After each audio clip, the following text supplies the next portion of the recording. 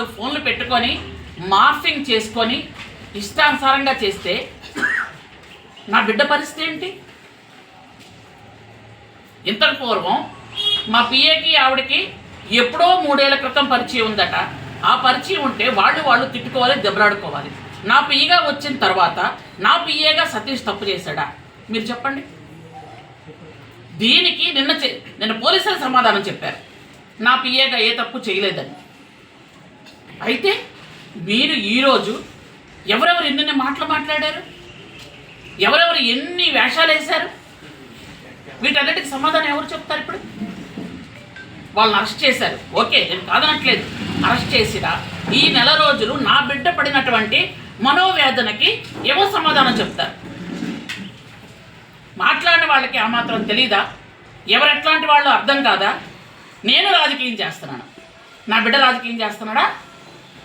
మీకు సత్తా ఉంటే, మీకు ధైర్యం ఉంటే, నిజంగా మీ ఒంట్లో ప్రవహించింది నెత్తురే అయితే మీకు ధైర్యం ఉంటే నన్ను ఎదుర్కోండి.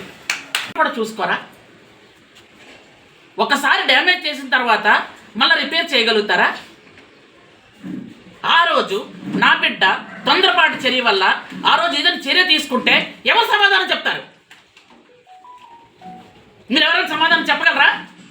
ఈ చేసిన వాళ్ళు కానీ, చేయించిన వాళ్ళు కానీ, మీరు చూపించిన వాళ్ళు కానీ, రాసిన వాళ్ళు కానీ. అంటే సంధ్యారాణి కామ్గా ఉంటుంది, ఎస్టీ మహిళ, బ్యాక్గ్రౌండ్ లేదు, ఎలాగైనా పర్వాలేదు అనుకుంటున్నారా? ఎవరు తప్పు చేశారో నాకు తెలిస్తే ముందే చెప్పాను, ఊరుకోను అని. తస్మాత్ జాగ్రత్త అని ముందే చెప్పాను, ఇప్పుడు కూడా చెప్తున్నాను.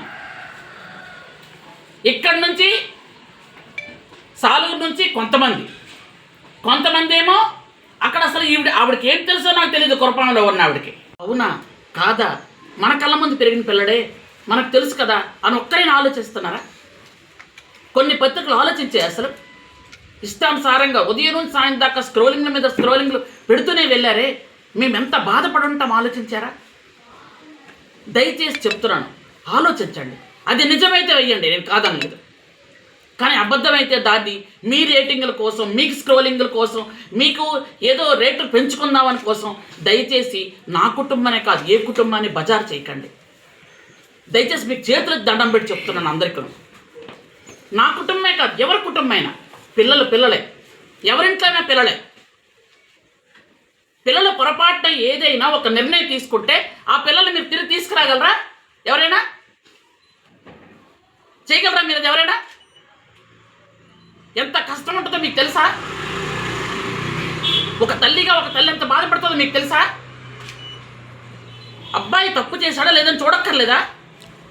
కనీసం విచారణ చేయక్కర్లేదా? ఎవరో ఒకరు తాడు బంగారు లేనివాళ్ళు ఎవరో ఒకరు రోడ్డు మీద మాట్లాడితే మీరు వేస్తారా మంత్రి కొడుకంటే? అంటే మంత్రికి బ్యాక్గ్రౌండ్ లేదు, మంత్రి గిరిజన మహిళ, ఏం చేసినా పర్వాలేదని అలుసా?